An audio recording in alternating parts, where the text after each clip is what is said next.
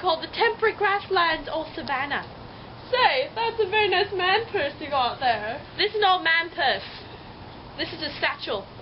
Indiana Jones has one. Well, it's delightful. Anywho, are you going to tell us some information about the savannah? Well, the grasslands have a very warm climate during the summer, which averages about 38 degrees Celsius, and it's very cold in the winter, which averages about negative 23 degrees Celsius. And this is due to the grasslands being located in the latitude bands above and below the tropical latitude. Crikey, that's great! Are they very common? Actually, yes, they are. They cover about 30% of the Earth's surface, and they're on every continent except for Antarctica. How did it get its name?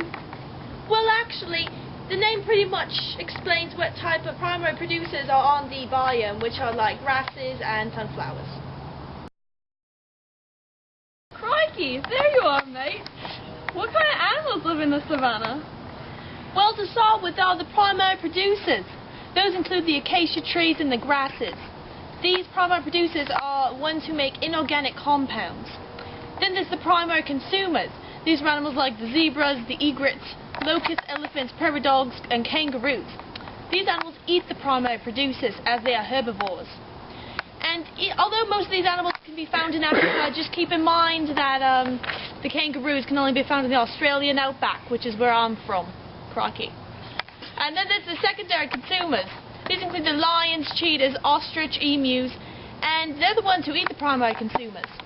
And then finally there's the tertiary consumers. These include hawks and eagles. They eat some of the secondary consumers. Finally, above all, there are the detritivores, and they are also called decomposers. These animals eat the dead carcasses of the other animals, no matter what type they are. And they help to decompose, and it filters back into the earth to create beautiful, healthy biomes. Some of these detrivoric animals include hyenas, vultures, and coyotes. Oh wow, I actually know some interesting facts about animal relationships. Oh really? Well, that sounds like a good time. Just like your mama. Hey, mama! Okay, oh yeah. Well, why don't you tell us about some of these animals? Except for your mama. Dang, brother! Oh! Actually, there are three symbiotic relationships, including mutualism, commensalism, and parasitism. An example of mutualism is the block-tailed prairie dog and small plants. When the prairie dog clears the tall grasses to make its home in the ground, it gives an opportunity for smaller plants to grow. Since both benefit, it's a mutualistic relationship. Crikey, that's great, Steve, just like your mom was last night. And hang gliding! Oh! An example of commensalism is when the egret bird eats bugs that grazing animals have dug up. The grazing animal is neither harmed nor benefited, so it is a commensalism relationship. Well, that's just fantastic!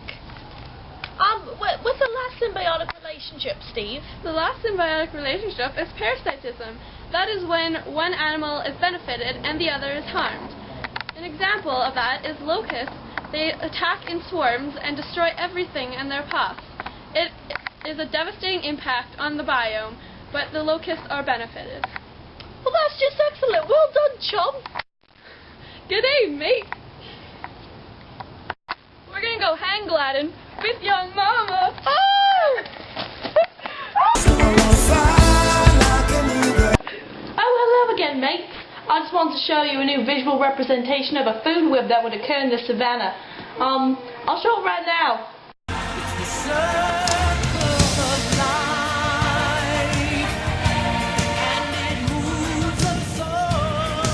Come on, Crikey!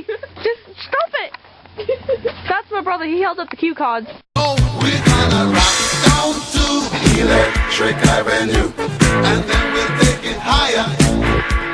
Oh, we're gonna rock down to Electric Avenue, and then we'll take it higher.